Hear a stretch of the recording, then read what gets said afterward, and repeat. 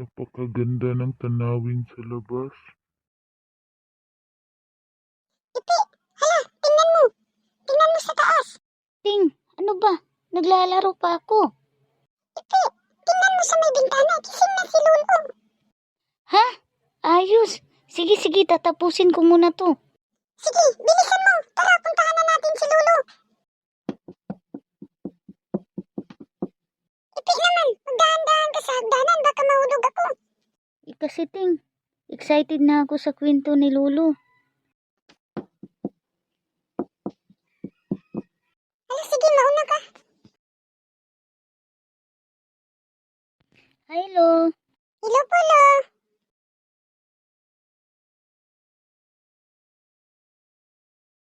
Oh, Ipi, Ting, magandang araw sa inyo. Magandang araw din po, Lo. Magandang araw din po, Lo. Lo, umakyat po kaming dali-dali dito kasi gusto po namin pakinggan yung mga kwento mo. Pwede po ba, Lo? Abay, oo, siyempre naman, mga apo ko kayo. Siya, sige, hali kayo.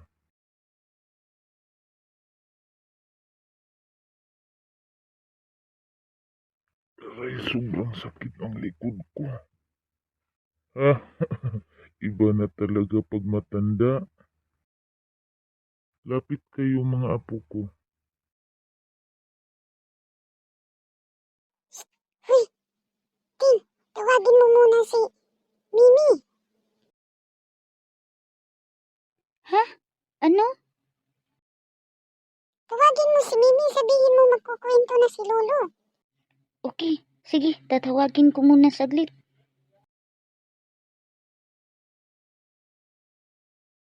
Mimi, halika na, mag-uumpisa ng magkukwento si Lolo. Ha? Ganun ba? Sige, tara na. O, Tin, asa na? Andito na sa likod ko. Hi, Ting. Hi, Lolo. Aba, andito ang pinakamaganda kong apo. Siyempre naman, Lo. Gusto ko kayong makinig sa mga kwento mo. Halika na dito kasi magsisimula na si Lolo. Ting, ako sa gilid. Ni Lolo, ha? Oo po. Okay, ikaw pa. Noong unang panahon may mag-asawang gustong magkaanak. Ha? Bakit, Lo? Hindi ba sila magkakaanak? Ipi naman, patapusin mo muna si Lolo. Ipi, makinig na lang tayo, pwede? Sorry, guys. Noong unang panahon may mag-asawang gustong magkaanak. Sobrang yaman ng mag-asawa. Sila yung pinakamayaman na nakatira sa bayan na yun. Aba, ang daming pera niyan. Ipi, ayaw mo ba talagang tumahimik? Babatukan na kita dyan. Patapusin mo muna si Lolo. Oo apo, ang dami-dami nilang pera. Lahat na bibili nila. Lahat ng gusto nila nakukuha nila kasi sila yung pinakamayaman sa bayang yun. Ilang taon silang nagsasama, ngunit balisa pa rin sila sa buhay nila. Naisip nila na meron pang kulang. Marami nga silang pera, marami nga silang mga pagkain, marami nga silang kayamanan, ngunit ni isang anak hindi binigay sa kanila. Ganun ba, Lo? Oo apo, kaya't nagpasya ang mag-asawa na lumapit sa doktor para mabigyan sila kahit isang anak lang. Ngunit nakita ng doktor na hindi magkakaanak ang lalaki.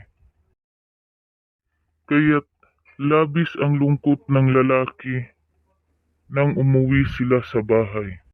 Sinisi niya ang kanyang sarili sapagkat gusto niya talaga mabigyan siya kahit isang anak lang. Halos gabi-gabi siyang nag-iinom at tinatanong ang Panginoon kung bakit hindi siya magkaanak. Labis ang lungkot ng mag-asawa, ngunit hindi sila nawalan ng pag-asa. Di napigilan ng lalaki ang magkulong sa kwarto at laging umiiyak kasi pangarap niya talaga kahit isang anak lang ay ibigay sa kanya kasi walang magmamana, lahat ng kayamanan na nasa kanila. Palagi siyang umiiyak at nagdadasal. Hinihiling at hinihingi niya sa Panginoon na sana kahit isang anak lang ay ibigay sa kanya. Lo, kawawa naman pala sila. Oo, apo, kawawa talaga. Isang araw, pumunta sila sa kwarto kung saan nakalagay ang kanilang altar. Lumuhod sila at umiiyak at hinihiling sa Panginoon na sana bigyan sila ng kahit isang anak lang. At sinabi ng mag-asawa, Panginoon, ikaw ang pinakamakapangyarihan sa lahat. Nagmamakaawa po kaming mag-asawa ngayon. Sana po'y bigyan niyo po kami kahit isang anak lang. Lahat po ng hihilingin at hihingiin ng aming anak ay ibibigay namin sa kanya. Hindi alam ng mag-asawa na dininig ang kanilang panalangin. Lo, magkakaanak na ba sila? Oo, apo. Sa wakas, Lo, at magkakaanak na din sila. Napakasaya siguro ng mag-asawa, Lo. Oo, mga apo. Sobrang saya ng mag-asawa nang malaman nila na magkakaroon na sila ng anak. Pinatawag nila ang lahat ng tao sa bayan nila. Nagkaroon sila ng salo-salo, sayawan at kantahan. Di mapigilan ng lalaki ang mapaiyak sa saya na magkakaroon na siya ng isang anak. Nagkaroon ng malakas na tugtugan at sayawan. Napakasaya ng araw na yun. Lahat ay imbitado, lahat makakakain dahil sa sobrang yaman nila at sa dami ng pagkain na inihanda nila ng araw na yun. Dumating ang panahon na isinilang na ang kanilang nag-iisang anak. Nang malaman ng lalaki na ang isinilang na bata ay isang lalaki, ay napalundag siya sa sobrang saya. Di mapigilan ng lalaki ang mapaiyak at mapasigaw nang malaman na lalaki ang kanyang anak. Pinatawag niya lahat ng tao sa bayan nila at nagkaroon ulit sila ng salo-salo. Nagkaroon ulit ng sayawan, tugtugan at hindi mapigilan ng lalaki ang isayaw niya ang nag-iisang anak na lalaki.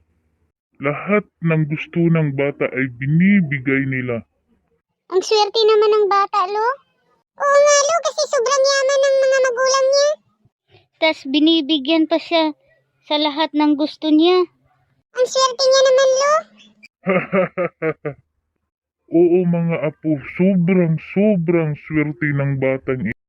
Ang swerte naman ng bata, Lo, kasi binibigay ng papa niya lahat ng gusto niya. Oo nga, Ipin, napakaswerte niya talaga. Tapos, Lo, Oo nga mga apo, napakaswerte talaga ng bata. Lahat ng gusto ng bata, binibigay ng kanyang mga magulang. Ngunit may napansin ang mag-asawa. ano yun, Lo? Napansin ng mag-asawa na mag-iisang taon pa ang edad ng bata pero nakakaubos na ito ng isang kalderong kanin. Ha? Totoo ba, Lo? Grabe naman, Lo. Kaldero ba na maliit, Lo, o malaki? Mga ilang kilo po pwedeng mailagay sa kalderong iyon, Lo. Grabe naman pala kumain ng bata. Oo mga apo, malaki talaga ang kaldero kasi naglalaman ito ng 10 kilong bigas. Ha? Grabe naman. grabe. Tapos, Lo, Sa sobrang pagmamahal ng mga magulang sa bata, binibigay pa rin nila ang lahat ng gusto ng bata. Habang tumatagal ay lumalaki na ang bata.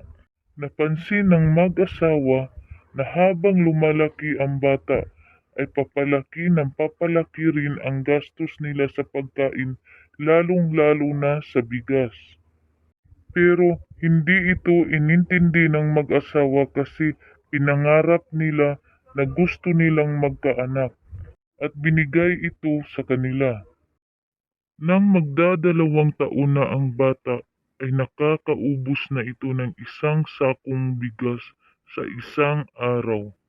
Ha? Grabe! sa isang araw lang ba yung isang sakong bigas? Ay, hala, grabe naman yung bata. 2 taon pa pero makakaubos na ng isang sakong bigas. Oo mga apo, sa isang araw lang yung isang sakong bigas ay nauubos ng batang iyon. Grabe. Pagkatapos, Lo, Nakita ng mga magulang ng bata na ganoon na lamang kalakas kumain ang bata pero hindi nila inintindi ito. Hindi nila inintindi sapagkat sa sobrang yaman nila ay maibibigay nila ang gusto ng kanilang nag-iisang anak. Nag-impok siya ng maraming bigas sa budiga nila. Hindi namumblema ang mag-asawa sapagkat napakayaman nila at marami silang bigasan. Nag-impok sila ng maraming bigas sa bodega. Grabe, ang yaman naman pala talaga nila. Isang araw, nagulat na lang ang mag-asawa nang makita nila ang laman ng kanilang mga bodega na iniimpok nilang bigas ay nawala. Pinatawag ng mag-asawa ang in-charge ng bodega. At dito nila itinanong kung bakit nawala ang lahat ng bigas na iniimpok nila. Subalit nagulat na lang sila sa sagot ng nagbabantay sa bodega. Ano po bang sagot sa nagbabantay, Lo? Ang sagot sa nagbabantay ay naubos daw ito sapagkat laging kumukuha ng bigas ang inutusan nilang magluluto para sa bata. hala, grabe! Lahat ba ng iniimpok ng mga magulang niya, Lo, ay naubos niya lahat? Ah, grabe naman. Oo mga apo, naubos niya lahat. Grabe naman. Tapos, Lo, Pero hindi pa rin ito inintindi ng mga magulang sa pagmamahal nila sa nag-iisa nilang anak. Nagpatanim siya ng maraming bigas at nag-iimpok na naman ulit siya ng bigas sa kanilang mga bodega. Pero habang lumalaki ang bata ay lumalaki rin ang kain nito. Nakakaubos na ng 3 sakong bigas sa isang araw. Diyos ko! Grabe! Anong klaseng batang yan? grabe. Grabe naman. Pagkatapos ng 3 araw, nagpasya ng mag-asawa na puntahan ang bodega kung saan nilagyan nila ito ng maraming bigas. At nang mabuksan nila ang bodega ay nagulat sila sa kanilang nakita. Wala na itong kalaman-laman kahit ni isang sako lang. Eh, grabe naman talaga. 3 araw, naubos na. Hindi na malaya ng mag-asawa na unti-unti na palang nauubos ang kanilang kayamanan. Lahat ng ari-arian nila at taniman nila ay naibinta na nila. Nang papalaki ang bata ay lalong lumalaki ang gastos nila. Nakita ng mag-asawa na lahat ng pinaghirapan nilang mga ari-arian ay kusa na lang nawala. Kaya't nag-usap ang mag-asawa kung ano ang dapat gawin upang hindi maubos ang kanilang nag-iisang kayamanan na natira. Napagdesisyonan ng mag-asawa na kung mananatili ang bata sa buhay nila ay tiyak na mawawala lahat ng pinaghirapan nilang kayamanan at ang natira ay isang taniman na lamang. Napagdesisyonan nilang mag-asawa na mas mabuti pang mawala o kailangan nilang patayin ang bata. Papatayin? Ay hala, bakit naman papatayin, Lo? Ay hala, papatayin yung anak nila?